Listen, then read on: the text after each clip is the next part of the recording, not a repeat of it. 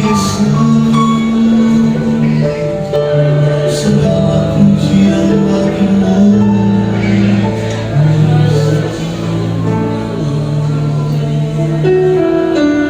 Segala puji syukur bagimu.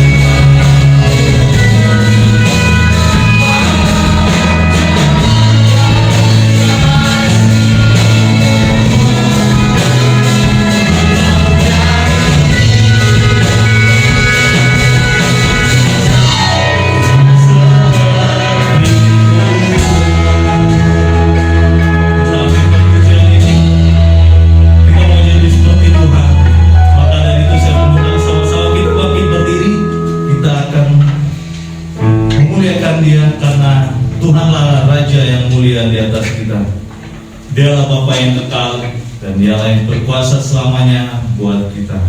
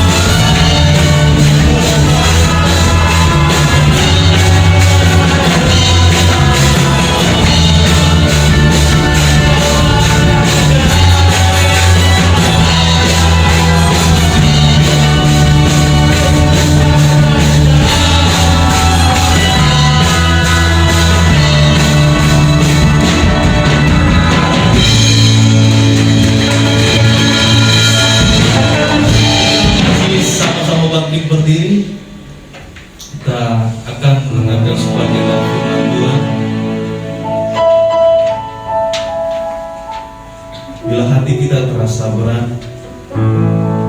Tiada seorang pun yang mengerti beban kita.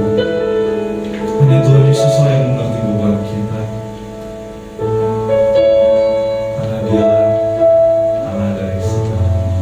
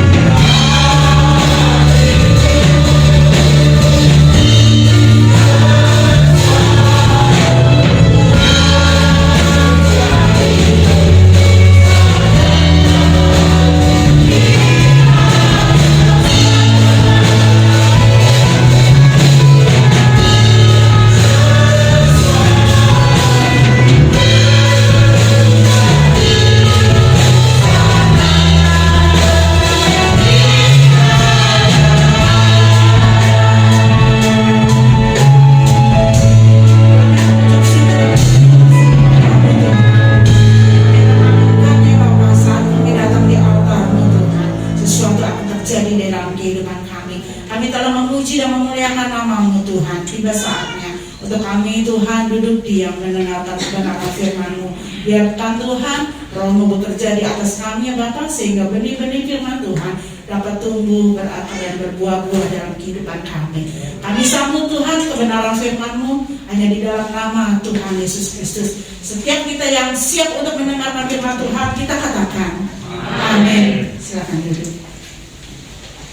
Puji Tuhan, saudara yang kasih oleh Tuhan, kita masuk di awal bulan Desember yang mengakhiri tahun 2021. Namun kebenaran firman Tuhan pada saat ini memberikan di dalam kehidupan kita. Kita akan membaca di dalam Lukas pasal yang pertama, ayat yang ke-26 sampai 38. Demikian bunyi firman Tuhan. Dalam bulan yang ke-6, Allah menyuruh malaikat Gabriel pergi ke sebuah kota di Galilea bernama Nazaret, pada seorang perawan yang bertunangan dengan seorang bernama Yusuf dari keluarga Daud. Nama perawan itu Maria.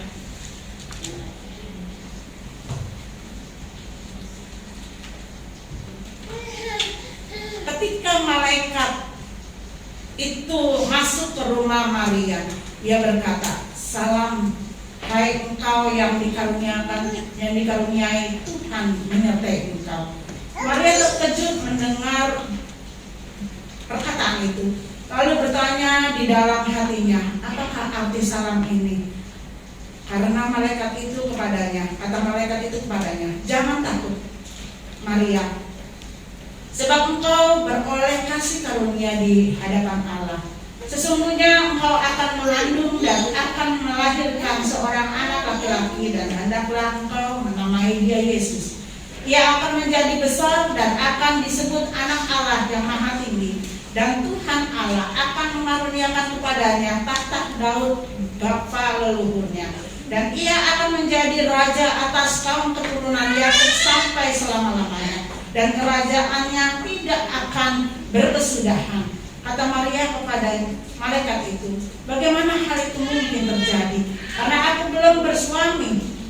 Jawab malaikat itu kepadanya, "Roh Kudus akan turun atasmu, dan kuasa Allah yang Maha Tinggi akan menaungi engkau.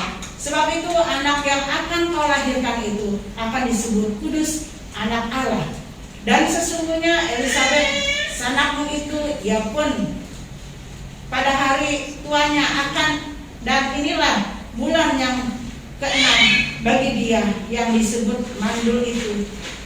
Kata Maria, "Sesungguhnya aku ini adalah hamba Tuhan, jadilah kepadaku menurut perkataan itu."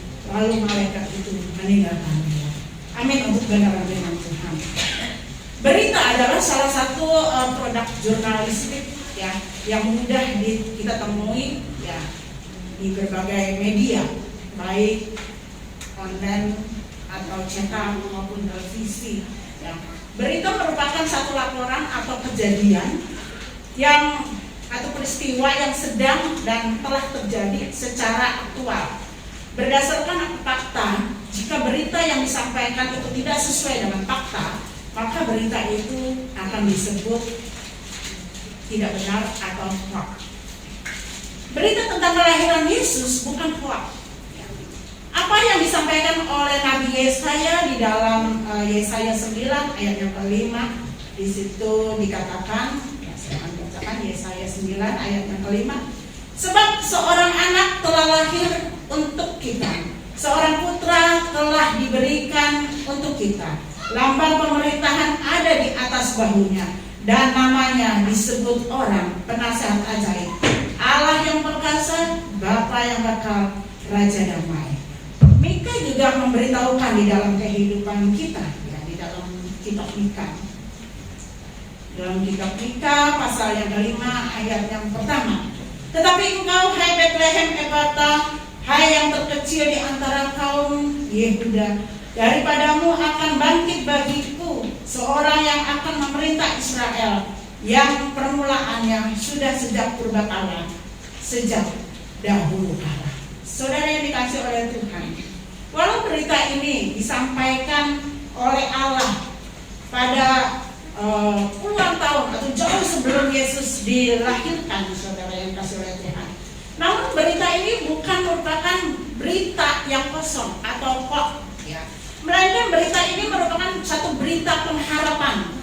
pengharapan yang diberikan Allah, pengharapan yang dijanjikan Allah di dalam kehidupan kita sebagai umat Allah, umat kesayangan Allah. Karena pada saat itu mereka menantikan ya, sampai kapan mereka berada di dalam satu pergumulan di dalam kehidupannya. Kalau kita lihat di dalam perjalanan bangsa Israel, betapa banyak ya onak dan duri yang harus mereka hadapi di dalam kehidupannya ya. Berapa banyak dari keturunan orang-orang Israel yang pada saat itu yang meninggal untuk dia masuk ke dalam satu tanah perjanjian yang Allah telah janjikan di dalam kehidupannya. Tidak heran banyak juga di dalam kehidupan mereka yang putus asa, mereka lelah, mereka tidak berdaya karena begitu terkungkungnya mereka di dalam dosa di dalam kehidupan mereka. Namun pada saat ini Allah memberikan sesuatu berita, kabar baik, pengharapan di dalam kehidupan mereka akan umat kesayangannya untuk mereka tetap setia bahwa mempercayai bahwa janji-janji Allah itu iya dan amin. Dalam Lukas pasal 1 ayat yang ke-26 sampai 28 atau 38 ya, merupakan satu penggenapan janji Allah.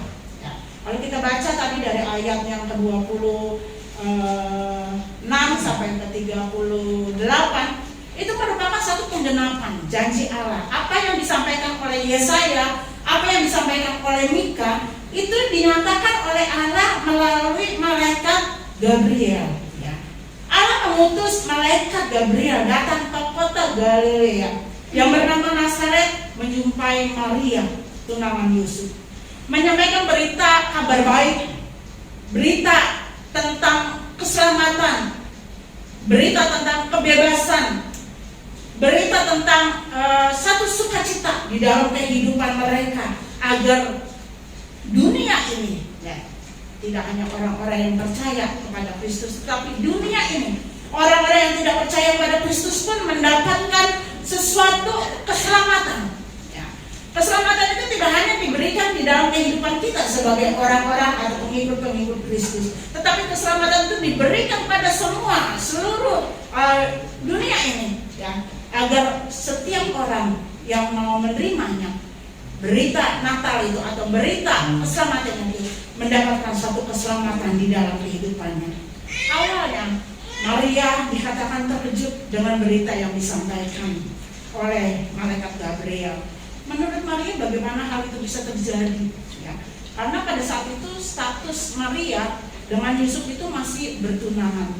Ya, kita tahu ya saudara, kalau orang yang baru pacaran ya tiba-tiba ya udah hamil duluan ya, maka orang akan mengucilkan dia ya, orang akan membicarakan ibu, bahkan mungkin ya tidak hanya satu hari, mungkin sampai berbulan-bulan, bahkan mungkin nanti terjadinya sesuatu hal sampai bertahun-tahun mungkin akan dibicarakan ya, karena itu merupakan satu yang dibilang aib ya. Dan pada saat itu saudara yang kasih oleh Tuhan, ketika Maria mendengar berita itu, dia melihat, menyimak akan bagaimana apa yang akan terjadi di dalam kehidupannya. Ya, banyak hal-hal yang perlu yang dia pikirkan. Namun saudara, sesudah Maria menyimak berita itu, berita yang disampaikan oleh malaikat Gabriel, Maria mengerti dan menuruti akan apa yang dikehendaki Allah. Apa yang membuat Maria mengerti akan rencana Allah? Yang pertama, saudara yang kasih oleh Tuhan, Maria itu mempercayakan akan perkataan Allah. Karena apa yang dikatakan oleh malaikat itu merupakan satu kepastian. Maria mendapat kasih karunia. Di sini dikatakan di dalam ayat yang ke-20, ayat yang ke-28, salam hai engkau yang dikaruniai, Tuhan menyertai engkau. Maria mendapatkan kasih karunia. Saudara, kalau kata kasih karunia ini merupakan sesuatu hal pemberian, ya, pemberian Allah atau anugerah Allah yang bukan karena usaha kita, ya. Kita mendapatkan keselamatan pun bukan oleh karena kita ini telah memberi banyak berkat atau banyak rezeki, ya, untuk kita mendapatkan keselamatan, tetapi kita mendapatkan keselamatan karena anugerah Allah Kita mendapatkan keselamatan, kebebasan dari dosa oleh karena pemberian Allah. Ya. Allah yang telah memberikan di dalam kehidupan kita, bukan karena usaha kita, bukan karena kita itu kaya, bukan karena kita memiliki kedudukan yang tinggi, bukan karena kita itu pintar, bukan karena kita itu memiliki deretan-deretan mungkin pendidikan, ya, dengan gelar-gelar. Mungkin bukan kita penguasa di daerah kita berada, ya, tetapi oleh karena anugerah. Keselamatan itu, kasih karunia Allah itu tidak bisa dibeli dengan harta kita. Kasih karunia kita, yang Allah berikan dalam kehidupan kita itu tidak bisa, ya, kita beli dengan segala kedudukan, ya, di dalam kehidupan kita. Namun Allah memberikan dengan cuma-cuma di dalam kehidupan kita. Namun bagaimana respon di dalam kehidupan kita? Allah mempercayakan Maria untuk mengandung dan melahirkan juru selamat ke dalam dunia ini, yaitu Yesus Kristus. Kerajaannya tidak akan berkesudahan, dikatakan di dalam ayat yang ke-33 tadi. Anak manusia itu, yaitu Yesus Kristus dari keturunan Daud, akan memerintah di dalam dunia ini, dan kerajaannya tidak akan berkesudahan. Dalam penggenapan rencana Allah di dalam kehidupan kita, khususnya di dalam Maria, dia adalah seorang perawan yang statusnya pada saat itu masih bertunangan, seperti saya tadi katakan, ya. Pasti orang akan menggunjingkan sesuatu hal yang negatif, ya. Bisa saja orang bilang, wah cuma luarnya doang, alim, ya. Nggak taunya di belakang ini, ya, dia melakukan segala sesuatu, ya. Mungkin wah cuma luarnya doang, rajin ke gereja atau beribadah, tuh nyatanya hidupnya nggak beres, ya. Saudara, gunjingan-gunjingan itu akan terjadi di dalam kehidupan Maria.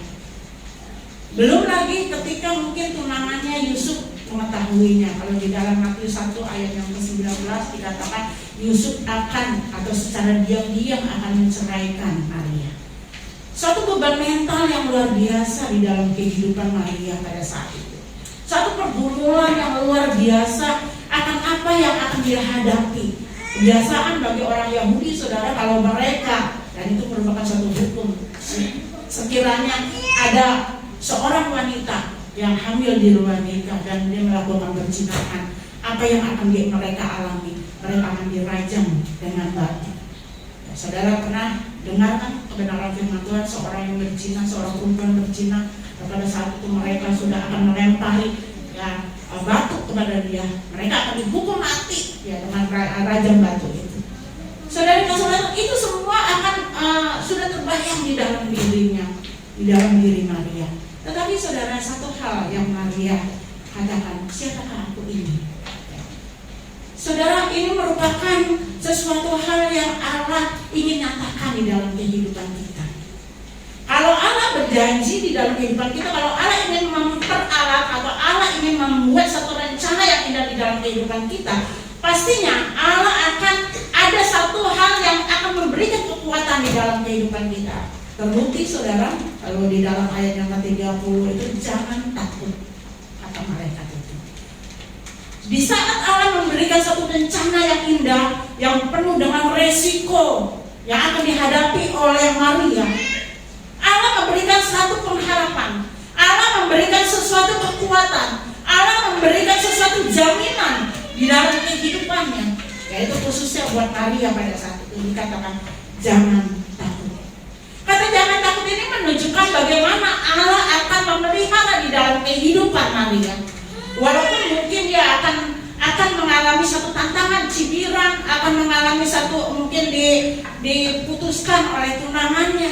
Tetapi saudara, Allah tidak akan tinggal diam, karena anak yang dikandung oleh Maria bukan hasil, ya, persetubuhan dia dengan Yusuf. Tapi itu adalah buah Roh Kudus yang Allah mempercayakan di dalam diri Maria, yang Allah anugerahkan, yang Allah kasih karunia di dalam kehidupan Maria.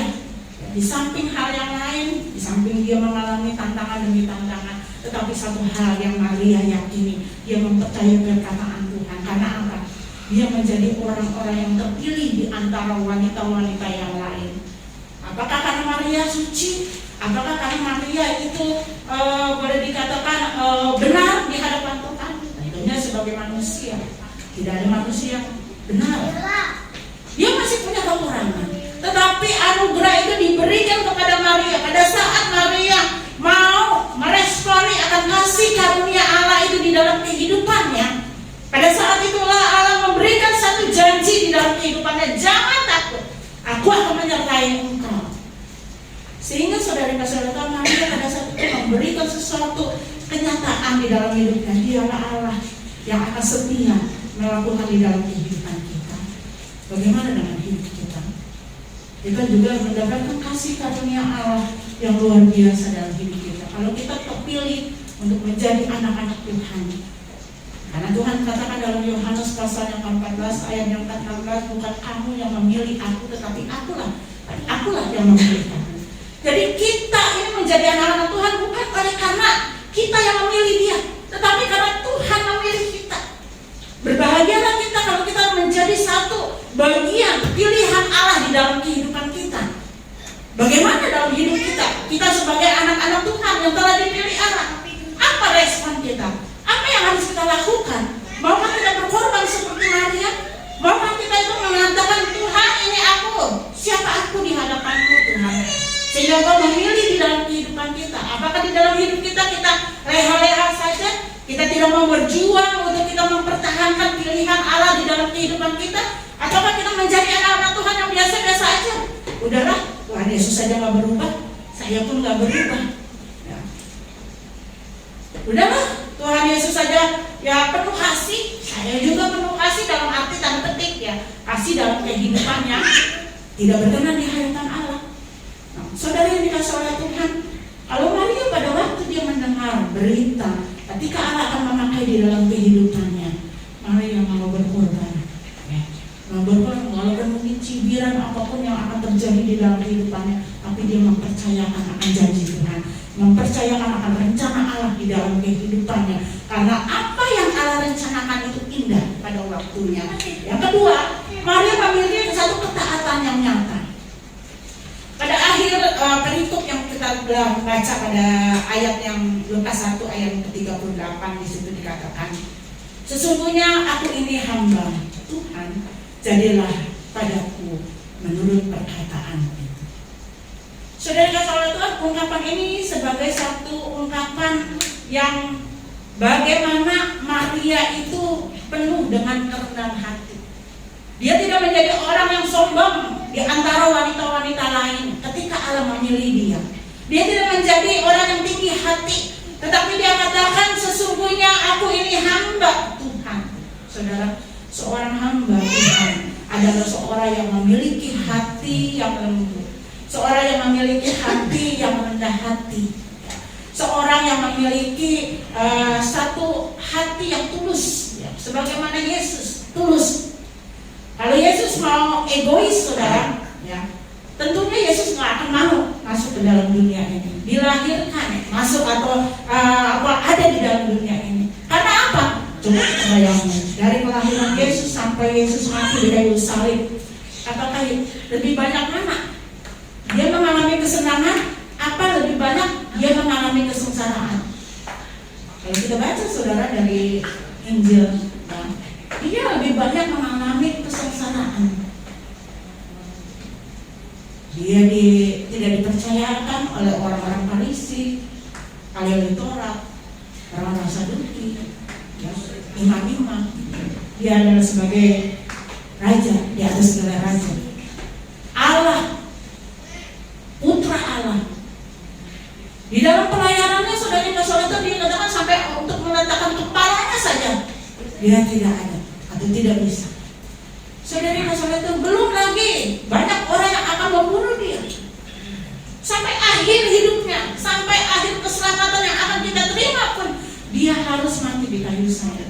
Sungguh saudara, kalau kita perhatikan akan perjalanan Yesus ini, ya, mungkin kita bisa meneteskan air mata, ya, kita mungkin bisa mengintrospeksi diri kita. Sudah sejauh mana kita mau berjuang buat Yesus di dalam dunia ini, dalam pemilihan kita kepada Tuhan di dalam dunia ini. Selagi Tuhan masih memberikan kesempatan dalam kehidupan kita, adakah kita sering kali atau banyak kali kita mengeluh di hadapan Allah ketika masalah-masalah terjadi dalam kehidupan kita, ketika Tuhan izinkan percobaan atau mungkin ujian-ujian iman yang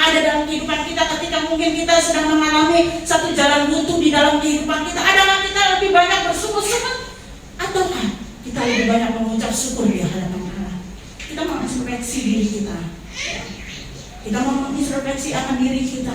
Apakah kasih karunia yang Allah berikan di dalam kehidupan kita hanya dapat sambil lalu saja? Kita anggap biasa saja? Ataukah kita menghargai bagaimana pemeliharaan Allah di dalam kehidupan kita, bagaimana pilihan Allah di dalam kehidupan kita? Saudara, kehidupan kekal itu tidak hanya pada nanti, tapi kehidupan kekal itu juga kita harus nikmati selagi kita ada di dunia. Kita harus menikmati bagaimana sukacita yang Allah berikan di dalam kehidupan kita. Maria, dia mendapatkan atau hidup di dalam satu ketaatan yang luar biasa. Hidup ketaatan yang nyata, yang tidak pura-pura, yang tidak boleh dikatakan menipu. Tapi dia hidup, artinya Maria siap untuk melaksanakan akan rencana Allah. Dia adalah seorang yang rendah hati, dia siap untuk mentaati akan kehendak yang Allah berikan. Karena di sini dikatakan, jadilah padaku menurut perkataanmu. Artinya Maria mau merelakan hatinya, merelakan kehidupannya untuk dia mau menjadi seorang hamba yang taat akan apa yang Allah rencanakan, akan apa yang Allah perintahkan di dalam kehidupannya. Bagaimana dengan hidup kita sebagai anak-anak penebusan Allah? Apakah kita juga masih siap untuk dipakai oleh Allah di dalam penggenapan rencananya di dalam kehidupan kita? Masih terlalu banyak rencana-rencana Allah yang belum tergenapi di dunia ini. Allah telah memakai nabi-nabi, orang-orang yang boleh katakan rasul-rasul, dan Allah pun akan memakai di dalam tiap-tiap pribadi kita sebagai anak-anak Tuhan. Terlalu banyak rencana-rencana Allah yang akan Allah nyatakan, karena dibilang oleh firman Tuhan, ya, Tuhan Yesus akan datang ke dunia ini kalau kesudahan alam ini sudah digenapi apa yang Tuhan rencanakan. Pada saat ini mungkin kita mengatakan, kapan Tuhan Yesus datang? Tenang, Tuhan Yesus akan datang kalau semua apa yang direncanakan itu sudah tergenapi. Tergantung bagaimana kita. Apakah kita mau dipakai oleh Tuhan? Kita memiliki hati yang tetap mempercayakan Tuhan di dalam kehidupan kita, apapun yang terjadi dalam kehidupan kita. Ataukah kita juga memiliki seperti Maria, memiliki hati yang memiliki ketaatan yang nyata, ketaatan yang tidak pura-pura, ketaatan yang tidak asal-asalan, tapi ketaatan yang sungguh-sungguh di hadapan Tuhan. Oleh sebab itu, apa yang harus kita miliki? Yang pertama, kita harus mempercayakan dengan sungguh-sungguh setiap firman yang disampaikan oleh Allah, karena firman Tuhan itu merupakan perkataan Allah. Perkataan Allah itu yang dapat menegur kita, mengajar kita, membimbing kita. Kalau firman Tuhan mungkin yang disampaikan oleh hamba-hamba Tuhan itu mungkin mengoreksi kita, mengajar kita, mungkin mencambuk kita. Jangan pernah kita sakit hati, jangan pernah kita memberontak, jangan pernah kita yang berkata melawan, karena itu adalah berita yang Allah ingin nyatakan dalam kehidupan kita. Kasih Allah, kasih karunia Allah itu yang Allah ingin nyatakan dalam hidup kita, supaya kita semakin hari semakin disempurnakan. Ada lagu yang mengatakan, ku mau sepertimu Yesus, disempurnakan selalu. Kadang-kadang mungkin kita hanya menganggap bahwa nyanyi itu hanya sambil lalu aja.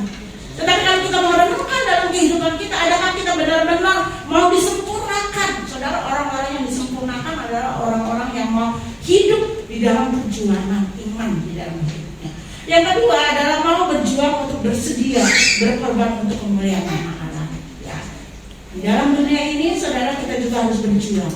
Mungkin kita banyak panak dan putih, mungkin kita banyak diejek oleh orang lain, mungkin dalam kita mengiring Tuhan, banyak tantangan yang akan kita hadapi. Hendaknya kita mau bersedia untuk membetulkan demi kemuliaan Allah. Yang ketiga, meyakini akan penyertaan Allah, bahwa setiap kehidupan kita Tuhan akan senantiasa menyertai. Lalu katakan, jangan takut, aku akan menyertai engkau sampai berkesudahan. Setiap janji yang Allah akan berikan pasti akan ada yang Allah nyatakan di dalam kehidupan kita. Dan yang terakhir, miliki hati yang siap untuk dipakai Allah dalam situasi apapun juga dalam hidup kita, agar kita boleh menjadi kemuliaan Allah di mana saja kita berada, dan nama Tuhan saja yang akan senantiasa dipermuliakan. Kami tidak perlu menyampaikan kesulitan dan masalah kami. Yang kami percaya Engkau mengenal kami lebih daripada kami mengenal diri kami. Kami percaya Engkau mengenal kesulitan masalah yang kami hadapi lebih daripada kami mengerti apa yang kami menjadi persoalan kami. Kami percaya penyertaan dan pemeliharaan-Mu sempurna, Tuhan. Kasih-Mu nyata dari hari ke hari, dan kami percaya Tuhan memberkati setiap orang-orang yang mengandalkan Engkau. Bapa, berkati seluruh jemaat-Mu. Apapun yang menjadi kesulitan mereka, bila mereka semakin dekat dengan Tuhan dan semakin memahami kehendak Tuhan melalui masalah-masalah yang mereka hadapi. Bapa, kami percaya akan rencana Engkau di bulan Desember ini. Tuhan memberkati akan program Natal 24 dan 25 nanti. Tuhan berjalan dengan baik. Beri kesehatan buat jemaat-Mu, agar jemaat-Mu boleh mengikuti akan perayaan ibadah dan perayaan Natal dengan baik. Sebelum jemaat-Mu kembali, jemaat-Mu akan memberi persembahan bagi biar Tuhan memberkati persembahan umat. Dan tidak ada satu pun yang menjadi miskin dan berkekurangan dengan memberikan persembahan buat pelayanan di tempat ini. Mereka yang telah mengulurkan tangannya untuk hari-hari besar, Tuhan mengembalikan berlipat kali ganda, sebab Ia telah mengambil bagian dalam pelayanan pekerjaan Tuhan. Haleluya, bimbing perjalanan kami pulang sampai ke rumah dengan selamat, dengan penuh sukacita, dan membawa berkat Tuhan. Saudara-saudara, arahkan mata hatimu dan pulanglah dengan berkat Tuhan. Kiranya damai dan sejahtera dari Allah Bapa, kasih setia dari Yesus Kristus Tuhan, dan persekutuan Roh Kudus menyertai seluruh jemaat yang berada di Maranatha,